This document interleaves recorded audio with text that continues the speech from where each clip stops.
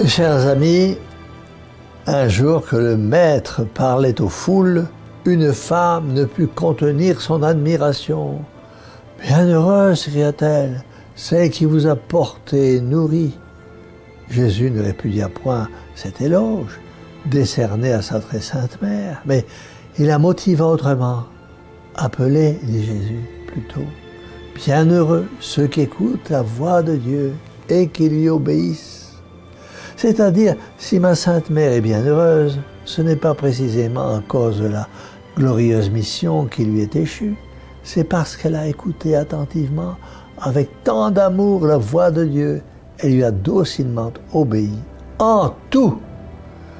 Oui, mes amis, notre Seigneur nous a avertis par les paroles que j'ai citées, que si Jeanne d'Arc est proclamée bienheureuse, ce n'est pas à cause des hauts faits dont elle a été l'instrument, mais plutôt à cause de l'attention avec laquelle elle a écouté les voix du ciel et de la docilité avec laquelle elle les a suivis.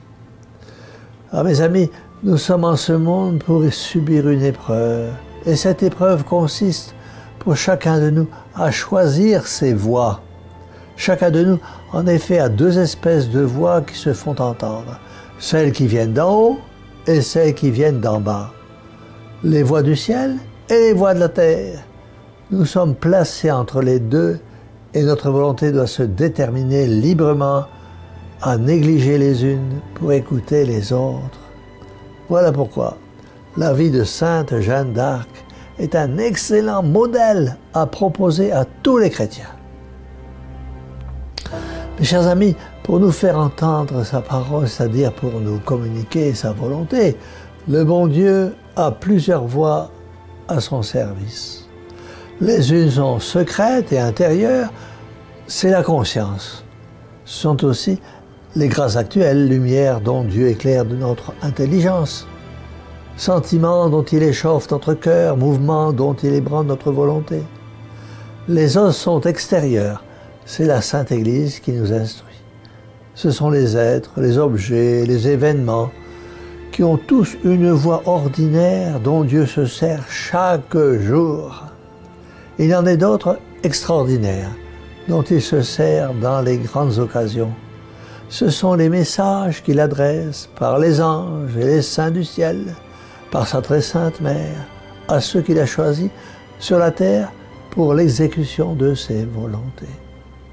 Mes amis, de quelque manière que Dieu nous parle, nous ne pouvons entendre sa voix si notre âme ne s'y prépare pas. Car l'homme matériel ne reçoit pas les choses spirituelles. Il faut s'efforcer à vivre dans le recueillement. Car celui qui prête l'oreille aux voix confuses d'en bas ne peut entendre les voix d'en haut. Car il faut mériter par sa fidélité à répondre aux premiers appels de Dieu pour qu'il nous en adresse d'autres. Car Dieu ne continue à parler qu'à ceux qui lui répondent. Telles furent les dispositions de sainte Jeanne d'Arc. Lorsqu'à 12 ans, elle reçut les messagers de Dieu qui s'appellent Saint Michel, Sainte Catherine, Sainte Marguerite.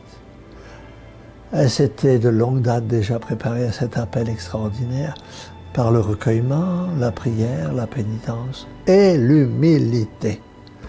Dieu était si content de Jeanne que, l'ayant trouvée fidèle dans les petites choses, il voulut lui en confier de plus grandes. Au fur et à mesure, les apparitions se succèdent, les ordres de Dieu se précipitent, et tout au long de sa courte vie, elle obéissait à ses voix. Elle obéissait à Dieu. Elle préféra obéir à Dieu plutôt qu'aux hommes, et même aux hommes d'Église. Et c'est parce qu'elle voulut rester fidèle à ses voix, à la voix de Dieu, qu'elle fut condamnée à mourir sur le bûcher, prise au siège de Compiègne et vendue à ses ennemis. Jeanne subit pendant 5 mois les horreurs d'une affreuse captivité, et avec à tout instant des interrogatoires en présence de juges sans conscience. À la fin, elle est condamnée à être brûlée vive à cause de l'évêque Cochon. Or, toutes les réponses sublimes qu'elle fait durant ce long martyre, sont pour affirmer qu'elle a obéi à la voix de Dieu et que par conséquent, malgré tout et malgré tous, elle n'a rien à regretter. Je crois en mes voies, dit-elle devant les juges de l'Inquisition, aussi fermement que je crois en Dieu. C'est Dieu qui m'a envoyé. Si Dieu veut que je meure, que sa volonté soit faite. Sur le bûcher, en face de la mort, c'est toujours le même courage provenant de la même conviction qu'elle a faite et fait encore, la volonté très sainte de Dieu. Son dernier regard fut pour le crucifix. Le dernier mot qu'elle prononça fut celui de Jésus. Jésus avait ainsi inspiré toute sa vie. Il fallait bien qu'il inspirât sa mort. Mes amis, tout en vous parlant de Jeanne, du même coup, je vous ai indiqué le chemin que vous devez suivre si vous voulez partager avec Jeanne la seule vraie béatitude, c'est d'écouter la voix de Dieu, de lui obéir. Admirer Sainte Jeanne d'Arc, c'est bien, la glorifier et l'invoquer, c'est mieux, mais c'est l'imiter qui est le principal. Puisque nous sommes sur la terre pour écouter la voix du bon Dieu et pour lui répondre, que chacun de nous écoute ses voix, comme Sainte Jeanne d'Arc a écouté les siennes, en obéissant avec la même docilité dût-il aller, comme elle, jusqu'au martyre.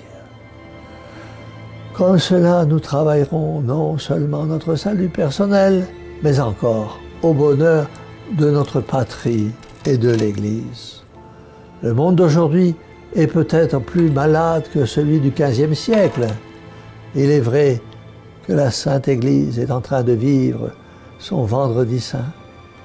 La décadence est grande, les âmes souffrent, les âmes sont désorientées, les âmes perdent la confiance et la foi.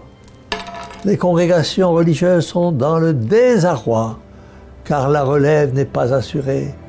Le clergé se sécularise et les sacrements ne sont plus distribués aux âmes assoiffées de Dieu.